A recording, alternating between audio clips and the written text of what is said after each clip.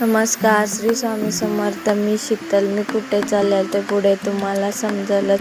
मी चाललो होतो बांबोड्याला, कारण का मला गुरुचरित्राचं पुस्तक होतं त्याच्यासाठी. कारण का मी उद्यापासून पारायण सुरू करणार आहे. 15 तारखेला स्वामींची पुण्यतिथी आहे, त्यामुळे मी 7 दिवसाचं घरीच पारायण करणार आहे. मग त्यासाठी मला हवं होतं. मग इथे आलो तर बोलले आहेत, पण त्यांच्याकडं 14व्या अध्यायाचं पुस्तक होतं.